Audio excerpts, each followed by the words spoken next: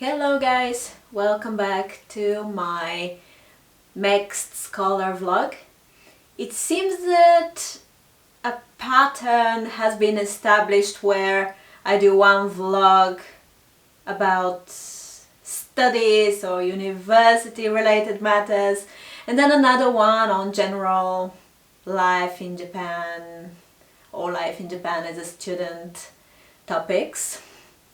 So it's gonna be one of those, of the latter. And I'm going to talk about seeing a doctor in Japan or having health problems in Japan as a student. And I think I can be very useful with this information because the timing when I needed to go to the doctor was the worst case scenario. It was on New Year's Eve, which is like the biggest holiday here in Japan. So, my health problems started maybe 2-3 weeks beforehand when I don't know to what extent it matters, like the health problems in particular. I'll try to generalize as much as possible, but I was having stomach pain and stuff. Like not explainable through eating something that's like, I don't know, that I'm not used to or something, which will be something to something you can imagine can happen, like you're going to a completely new place, kind of new culinary traditions, and you may end up having problems because of that. But in my case it really didn't feel that in the moments where I felt bad that I had eaten anything in particular or anything at all. So at first I ignored the problems to the point where it was the day before New Year's Eve and New Year's Eve that I felt like extremely sick, to the point that like I had strong stomach pain and felt like I could barely move. So I know I have acid reflux disease, so I assumed it was something linked with that. And then doing some research, I wanted to check what my options were, and of course no hospitals were open around this time. New Year's Eve. It was late on top of that, but that doesn't matter. Just a couple of days before New Year and a couple of days after New Year, nothing's open. I checked whether I could call an ambulance, and yes, this is always an option. And even though I don't have a Japanese telephone number in the moment, like I have a SIM card that allows for internet use but not an actual telephone number, I found that even with this SIM card it's supposed to be okay. I can always call an ambulance. So I was considering this option. I thought if things get really bad, I just call an ambulance. I've heard ambulances pass and they are like very, very loud and they're very hard to miss. Even in the middle of the night, like you can't have an ambulance pass by and not wake you up. So I knew this was one option. Also, I live in accommodation where there is administration almost all the time, and I can get help from the administration.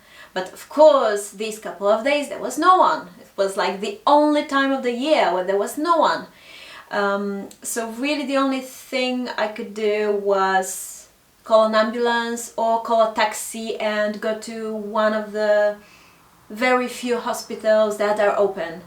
Yes, even hospitals are not open, just emergency wards, I imagine. So what I did was, eventually I decided to wait and not call an ambulance, which I do not think I would suggest, because you really don't know what's going on. So my logic was, okay, I'm really not feeling well, so if I were to call an ambulance, I would have to maybe gather some luggage or like go outside to meet the ambulance, and I don't think I can do that right now. So I hope it will pass. And yeah, like I said, I don't suggest you do that. If you're feeling really bad, I suggest you do call an ambulance if that's the only option you have. Also, another thing to mention, I didn't really have any medication at home, and this is something that you may want to plan in advance. If there's a medication you often need, like from your home country, I think you can take some. You might need some kind of explanation from a doctor, unless it's something very basic. All I had was active charcoal, and I used it, and it actually helped me. But there were a couple of things that I wish I had. And I had all the time in the world to just buy some medications after moving here. So that's something you may want to do, because maybe it's not the first thing you think about when you think about your studies and your life in a new place. But I think you should make sure you have like some kit with things you may need, or some really general medication that everyone should have at home. That's kind of universal, it's not dependent on the country.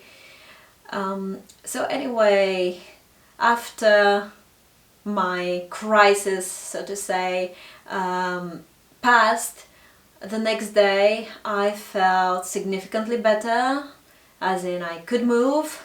I still had lots of stomach pain. I knew the earliest I could see a doctor would be a couple of days later, when the official holidays are over. So as I was not feeling too bad, once again I did not call an ambulance or a taxi and go to the hospital. I decided to wait. Eventually, when things were open again, the first thing I did was I went to the University Medical Center. So that's a thing, keep in mind. That's the place to go if you can, if it's not a question of emergency. And it was the first time I went there. I saw that the way it's organized is there is an AM and PM kind of shift, and it changes between psychiatrics and what they call internal medicine, which is everything else. So the day I went in the morning, and it turned out that I would have to wait until the afternoon to be seen by a doctor. So I waited, and of course when I entered, I had to prove that I have no fever, COVID stuff. I had to fill in a form saying what kind of symptoms I have, and I ticked that I'm feeling tired, and they kind of freaked out. They were like, "Are you sure you're feeling tired? Because it's one of the symptoms of COVID." And I was like, "Yes, of course I'm sure. I mean, I haven't eaten for a couple of days and I've been having strong stomach pain. Of course I'm feeling tired." But yes, it was something that's alarming, apparently. So I waited a little, and I was seen by a doctor, a general practitioner.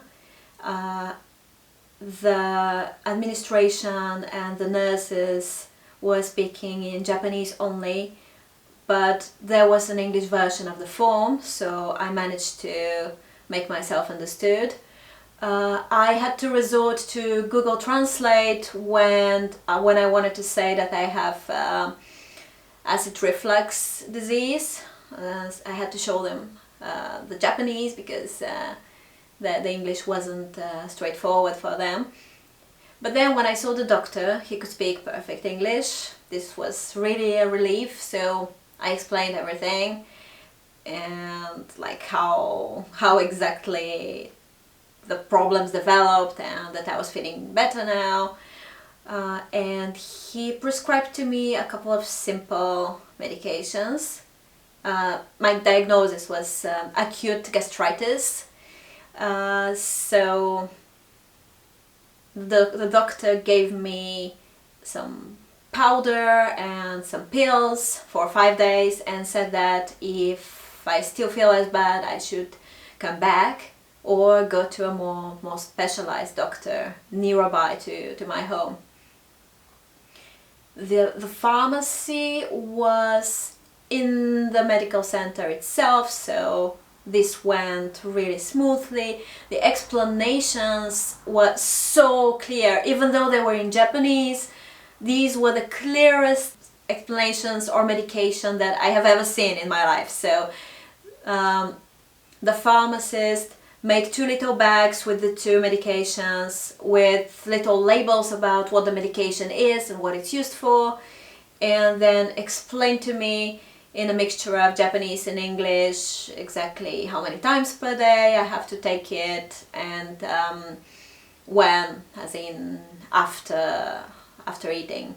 So I would say I wasn't examined extensively in the university's medical center, so it's kind of a place to go if you feel like it's not an emergency. For me it worked. Well, it's kind of a long-term problem, so I'm still kind of keeping a strict diet. But another thing I wanted to mention is when you go to a pharmacy, like outside of the hospital, they are not likely to give you anything without prescription. So I had a prescription for exactly 5 days, I had the amount of medication for exactly 5 days, and when it was over I wished I could continue a little bit, and I felt like maybe it was not needed to go to the doctor, because these were very simple medications that in Bulgaria definitely you can just get, you know, like from any pharmacy over the counter. And well, in Bulgaria, unfortunately, you are likely to get serious things too, but that's besides the point. So I just showed the packages, the empty packages. The pharmacist saw it was from a doctor, but said you have to go back to the hospital, I cannot give you anything. So yes, things are very serious. You will get the exact amount of medication that the doctor prescribes to you, and you will not be able to renew it, even if it's simple. You will have to go back to the hospital. So that's all, I guess. I hadn't really prepared what to say, that's all that comes to mind. If you have any questions that you feel like I may be able to answer, please don't hesitate. Thanks for joining, and see you next time with more study related stuff. Bye!